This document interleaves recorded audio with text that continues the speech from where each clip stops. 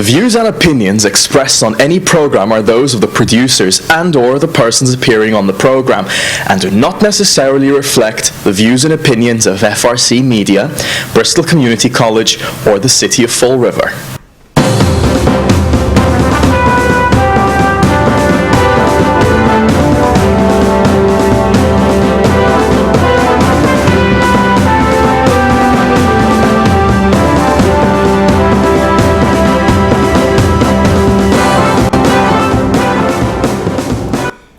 Well, hello. Welcome to Spindle City Straight Talk. I'm Chip. And I'm CJ. And it's a Wednesday. Yes, lovely The Wednesday. middle of the week. Yep. Hump day. And I have something I want to address real quick. Over the week, we've received numerous phone calls in regards to homeless populations and the fact that people are saying they can't get help from Catholic Social Services and Citizens for Citizens and a few others. And I reached out to Catholic Social Services, and it was a little difficult because they had a communication problem. Their phone lines got all discombobulated with new voice over internet protocols and whatnot. But I spoke with a very pleasant woman, Nancy Lawson, and John Kearns, who is the spokesperson for the diocese in regards to what they call the Emergency Solutions Department. And that deals with people who are at risk of homelessness and people who are homeless. They have very limited resources. Now, I checked, and they had received numerous grants from the state and HUD, and there are guidelines. People, I guess, were saying that they have to wait until they're actually evicted and on the street before they can get help from Catholic Social Services. And this morning, I was here in the studio, and I was speaking with Nancy Lawson, and Carlos Caesar walked in, and he heard it as well.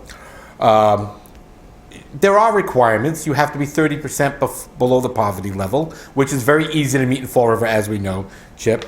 You have to have a verification of hardship, illness, no income, and situations like that. And then you go through the process. Now, according to the grants, and this isn't what Catholic Social Services set up, this is according to the grants.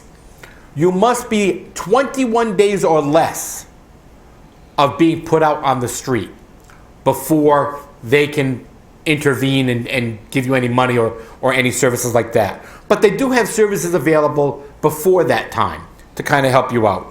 They refer you out to various other agencies, such as legal and whatnot. But Catholic Social Services is the part that it started, the coordinated entry system, and they initiated this.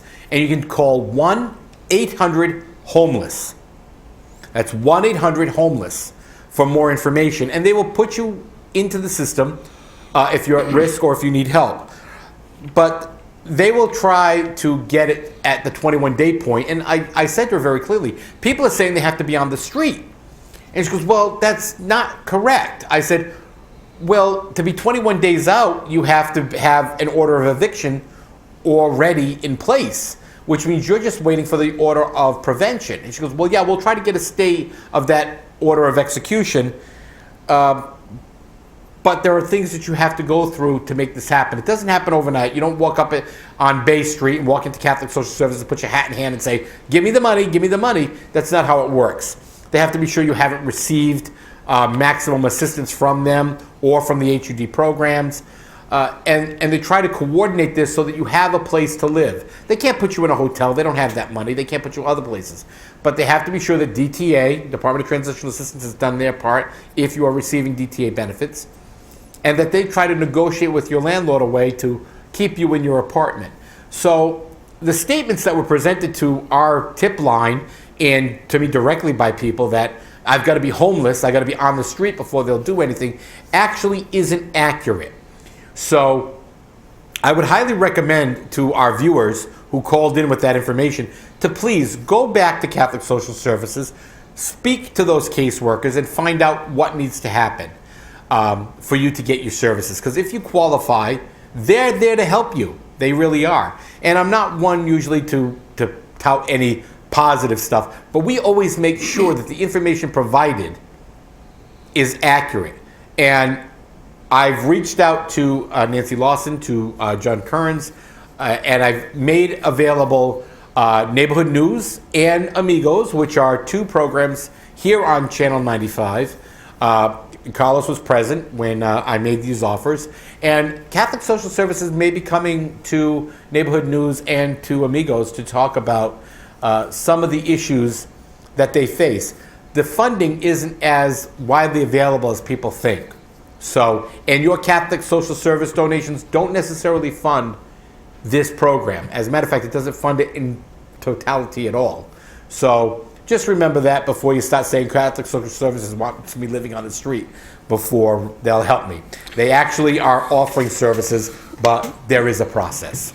Okay, well, it's, it is a tragedy, and I have to segue into my crusade against government. This is why this country is breaking down. It's to me, it's a travesty that we have to deal, with going through this bureaucracy and going to these other agencies that are self-funded when we live in a country that can spend over $500 million buying the Afghans an Air Force with planes that they never flew. And, we have homeless people, and now Rhode Island is mandating, as Massachusetts has, about if somebody overdoses, they're going to require by law that they are directed into places where they can get help. And, yet a homeless population in a country like this, in a nation that wastes this much money on foreign aid and in programs that, buying toilet seats for $400 a piece that you can buy at Kmart for $14, that we have this problem. There are people, and I know there are people that are homeless because they want to be, and they don't want to work, but there's no reason that this nation can't come up with enough money to have some type of help available to anybody when they initially become homeless, and then try to direct them into getting them something, a job, or doing something for them. And then if they want to continue on it, well, then we get into the issue of people who are perpetually on welfare, which is a different issue. But I think this, again, is a classic example of why this nation has gone wrong. We don't care about the people, especially the poor people in this country. And, we spend all kinds of money on things that are politically correct or that are going to get us some political traction, and while we have an entire segment of veterans and homeless people and homeless veterans that are going unaddressed, and they have to go to, and I commend Catholic Social Services and all the other places. But it really bothers me when I see all these other mandates being created by this country. They can build jails. Why can't they build some halfway houses or some place where homeless people, when they initially become, when somebody loses their job, loses their house, it's a difficult period. Why isn't there a place where they can go in every community or within driving range of every community, where they can go get a place where their families don't have to sleep in the back seat of a car, and they don't have to go begging, that they can try to get help, and if they're really willing to work, maybe something can be done. So again, government waste, which will segue us into the rest of this show, I guess. Well, it's just craziness, because I reached out also to some other community service agencies to get their take on it, and they don't have a lot of money to deal with the homeless population or the at-risk population. And some people who remain unnamed turned around and says, I tell them to go to Catholic Social Services and tell them they're living out of their car to get help. And I'm like, you got to be kidding me. That's terrible. It truly is terrible. But hey, neither here nor there. But let's get on to the lovely City Council, the Clowncil of the evening. When I heard that the city side is paying for school department repairs, and this is done normally because they don't put in their budget the money for these repairs, but they meet net school spending, but they can't apply it until they obviously spend the money on it. This is what we call piss poor financial management. And how many people do they have in their financial team? They got CFOs and COOs, and they've got their own treasurer, and they've got their own accountant, and they're probably spending well over $500,000, well over, probably nearly $1 million in salaries and benefits for these people. And again, they're not only doing this. Then we've got the Messiah Million talking about a Prop 2.5 for the school department. With Rebecca Cusack. With Rebecca, who should be ashamed. And you know, the fact is that, you know, 25 years ago, we had more students. We had, but look what we have. We've pumped hundreds of thousands of millions of dollars into the school department budget over the last 25 years or so. And what have we seen? Larger classroom sizes, fewer teachers, CFOs, COOs, vice principals, assistant vice principals, assistant city assistants, more six-figure salaries than you can shake a stick at.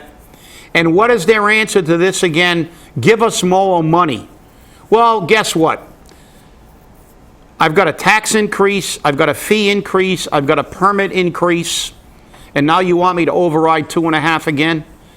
And then million in the next breath will be in front of the city council telling the city council, hey, don't take these taxes out on the businesses. You keep their factor lower and screw the property owner and the property owners. Yeah, well, guess what? There's going to be some issues with this. You know, if this talk continues, there's going to be issues between the CPA and this. You know, I have never seen such a total disregard for taxpayers in my life. It is totally out of control. 30% increase in the mayor's budget before all these new pay raises. All these new pay raises gone before the council. And with that horse manure thing, oh, it's going to give me bargaining. Bargaining what? They're all your friends. You're giving all your buddies jobs. No, this is another scam. You'll say, oh, look, I could pay this guy $75,000, but I got him to work for $60,000. I say $15,000. Guess what? 6 months later, he'll be like Faust Fiore. He'll get that other money. Just like the lawyer. Everybody remember on this show when CJ and I said, when they got rid of that lawyer, that he'll be back, like the Terminator. Well, the third lawyer is back, and the ironic part about it is we added another lawyer. We had to add more money to the law department's budget, and guess what? We're still contracting out every decent case, because if it's a case that actually needs a lawyer, it's getting farmed out to somebody else. But you know, this is the problem. This is the major problem we have. We hire lawyers that don't work. Okay? I sent out an ADA compliance issue to Gary Howiak a week ago. I haven't even got an acknowledgement that he received it. I don't even know if he's around. Okay? He's a lawyer. His whole purpose is to work only with ADA compliance issues. That's his job. And guess what? No reply. And because, again, these people don't work. We have public records requests that I mean, I have an email from Joe Macy. I hope this brings us up to date. We let them go by the wayside. You're paid $90,000 a year and you can't keep up with these? And we had, you know, an attorney, Sarah St. Pierre, whatever her name was, and she's gone, and we're dishing another $90,000 out to the law firm to defend the city on the unfair labor practices and collective bargaining. Do you remember an outside law firm ever having to come in to do their collective bargaining agreements for you, Chip? No, when for the 24 years, which is a pretty long time, it wasn't like, it was a pretty established practice. And I filed and won numerous unfair labor practices and went to court. It was always actually when I first began, it was Manny Kyriakakis, and then it was another city lawyer. The only time we ended up with and that began at the end, we had a lawyer that they brought in for for disability claims and injury on duty claims, and he raped the city for about over $500,000 every year, and we got him booted. But, you know, the thing is, we have a law department. And again, we look at this, and it's like, does anybody pay attention? No, they don't. Because it's like, look at this. This is, like I said, government. If you work for the city, you get paid crap. If you get a job from a politician, let's go look at the past. You learn from it. Remember when Liz Souza hired her friend right out of Roger Williams College Law School? No experience. No experience, never ever, was in a courtroom. Absolutely no experience. Now, if you graduate from law school, you go work at the DA's office, you get about 35, 40 grand. Most of them need to get a side job.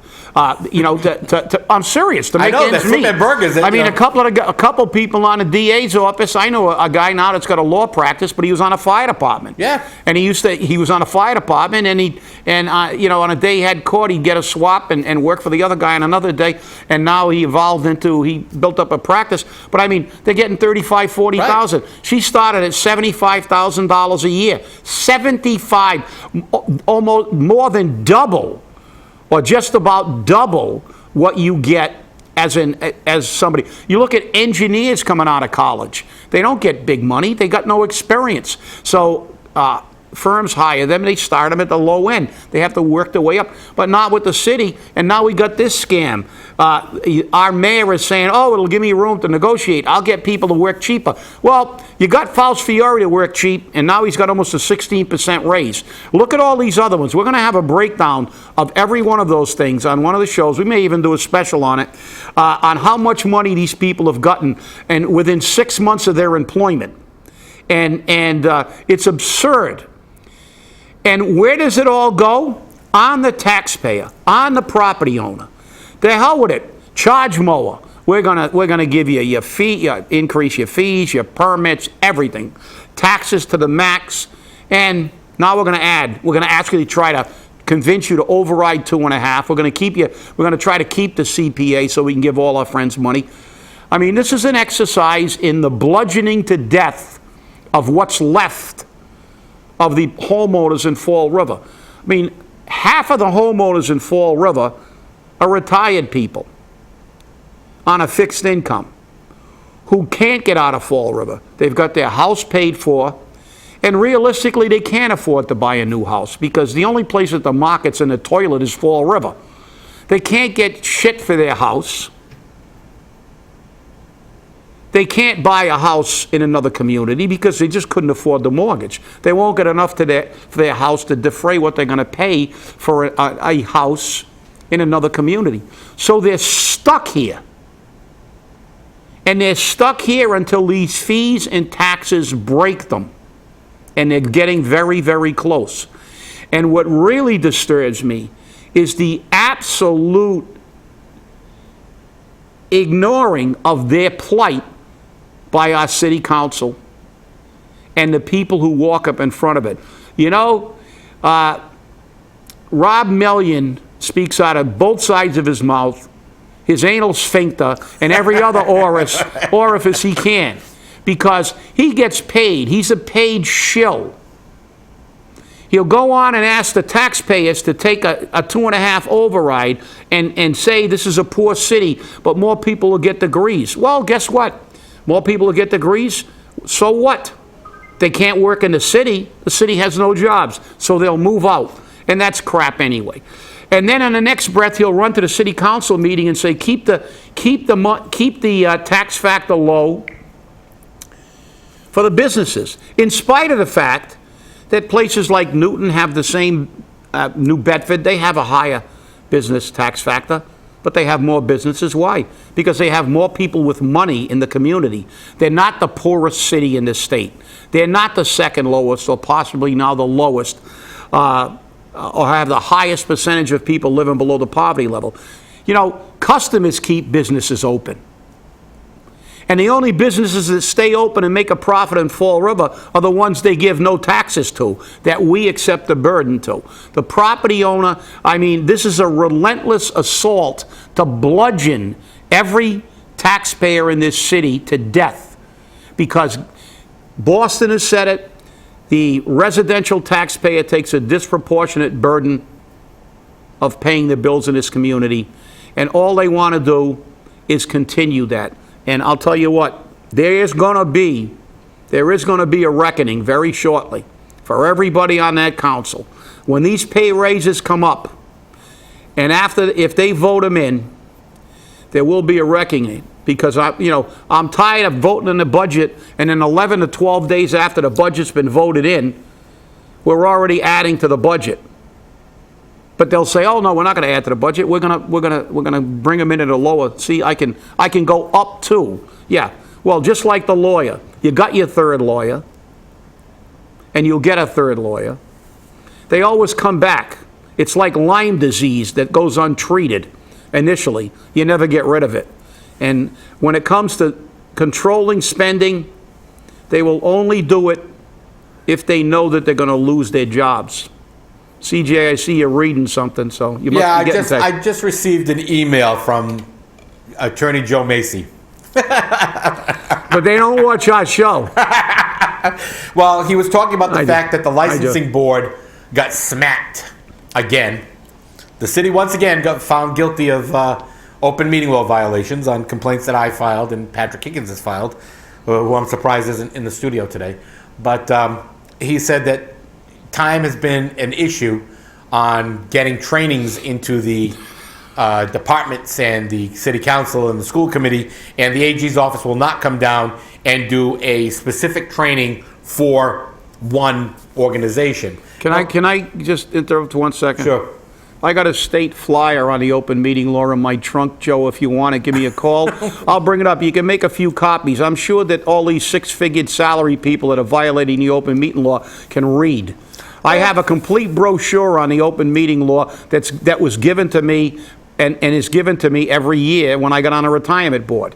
So, if you really need that, you don't need the AG to come down. The open meeting law is not rocket science. Well, it's interesting because I have that same book. Yeah. And, the Attorney General does offer these trainings throughout the state. The problem is nobody from Fall River wants to go to them. I think the last one that was offered may have been Worcester, because I know Patrick went to it. I couldn't make that particular one because it was on a Wednesday. So guess what? Got to be here. But it's interesting that nobody can find time to get there, but every time we have findings that find them guilty. And one of the issues was that the licensing board approved all the liquor licenses in Fall River blanketly. They didn't list them, which is a violation of the open meeting law. They have to list them with specificity. So in essence, that action could be declared illegal, and in turn, the licensing board may have to revisit all of those and repost them all, which means all those businesses that have a liquor license may actually be selling liquor without a license.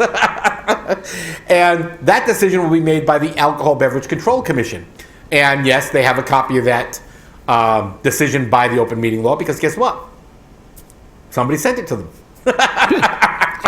Well, the open, as you said, you have a copy. I have a. They do give additional classes for Right. some of the nuances. But CJ, you've read it and I've read it, and I don't know. You give me a guess on what reading level you have to be to understand that document. I mean, Third. Yeah, okay, third grade reading level. I would have probably went with fourth, but okay, third. But yeah, you don't need to be on a PhD level to read that document. It's a pretty simple. It gives you the fundamentals, and most of the violation is because you're the guys that file most of them. The fact is that they're pretty basic.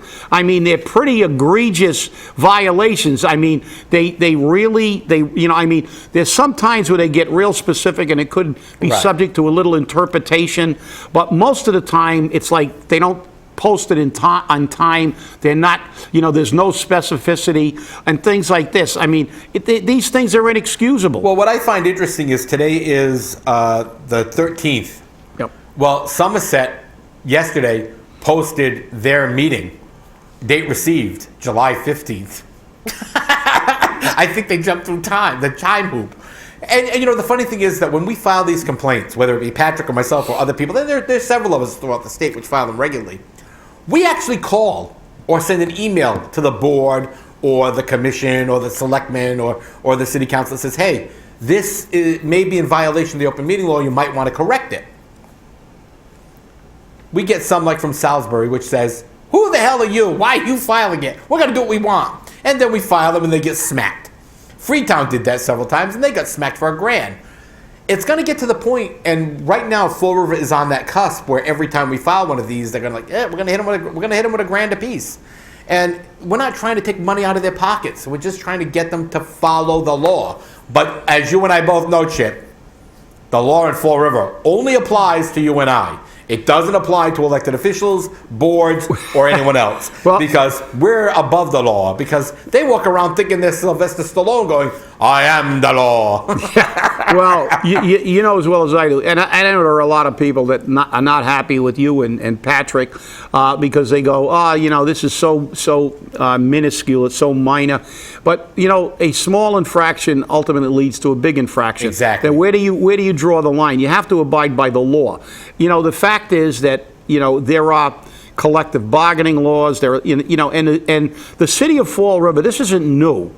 I mean, I can go back 15 years and show you an article in the Herald News, quoting an article from the Boston Globe, that a federal judge said, I'm sick and tired of seeing Fall River in my court because they totally ignore the law. They think they can do anything they want and ignore the law when it suits them.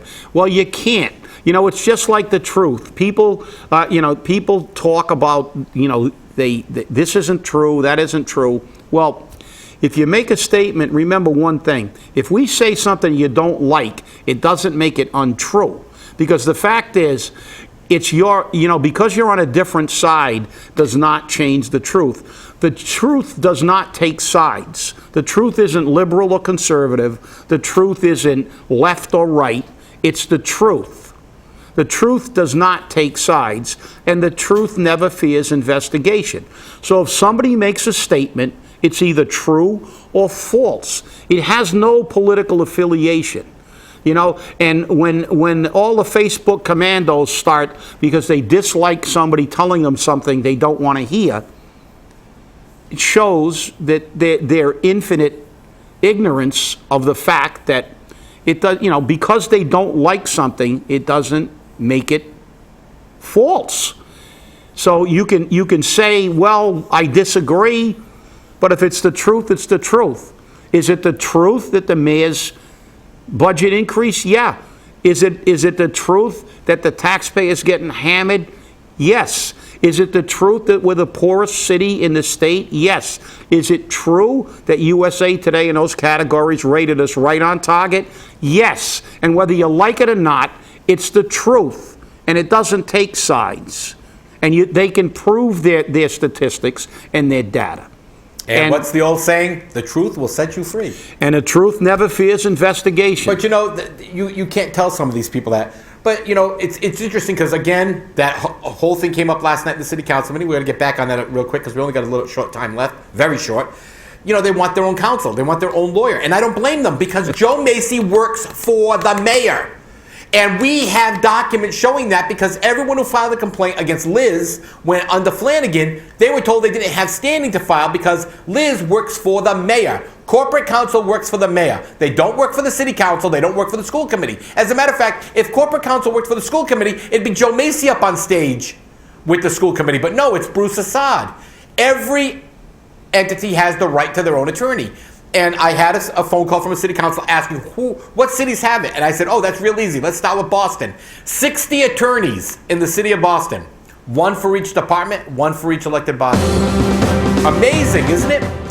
So why is it so difficult for Fall River? Because then they'd get an opinion which is contrary to what they want. Stay angry and hold on to your wallet. They're coming after you again. They're coming after you again. Have a great day. We'll see you soon.